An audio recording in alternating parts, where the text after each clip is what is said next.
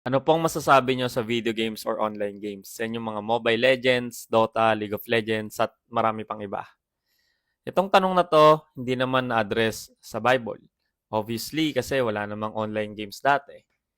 So sa mga ganitong klaseng tanong na wala namang direct passage sa Bible, para masagot natin yan, mag-move tayo sa principle ng Word of God. At itong isi-share ko sa inyo ay mag-apply din sa ibang activities like panonood ng anime, K-dramas, at any other secular activities. So kung isa kang gamer, isa kang magulang na may anak kang addict na sa paglalaro, listen to this. Bibigyan ko lang po kayo ng isang tanong na dapat nyong itanong sa sarili ninyo. Kapag naglaro ba ako nitong online game na to, ay makokonsumo nito ang oras ko? Is it taking up too much of my time? Yan yung tanong na dapat itanong nyo sa sarili nyo. Kasi sabi sa Ephesians 5:15-17, so be careful how you live. Don't live like fools, but like those who are wise. Make the most of every opportunity in these evil days. Don't act thoughtlessly, but understand what the Lord wants you to do. Malinaw na kailangan maging wise tayo sa paggamit ng oras natin. At ang delikado kasi dyan sa online games ay nakaka-addict. Alam ko yan kasi lumaki ako na naglalaro ko ng mga online games. At kapag nagustuhan mo yung isang game, napakahirap nang iwasan, di ba?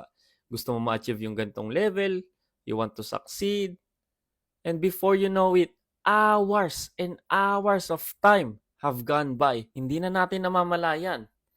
Let's say nagsimula ka mag-online games, maging addict sa online games, 12 years old ka pa lang, tapos napag-decidean mo tumigil, 42 ka na. So, 30 years of your life. Isipin mo yon. Tanungin mo sarili mo, magiging proud ka ba humarap sa Panginoon sa Judgment Day? Tapos sasabihin mo sa Kanya, God, binigay mo sa akin tong gift of life. At 30 years sa earth, inilaan ko sa paglalaro ng online games. Hindi maganda, di ba?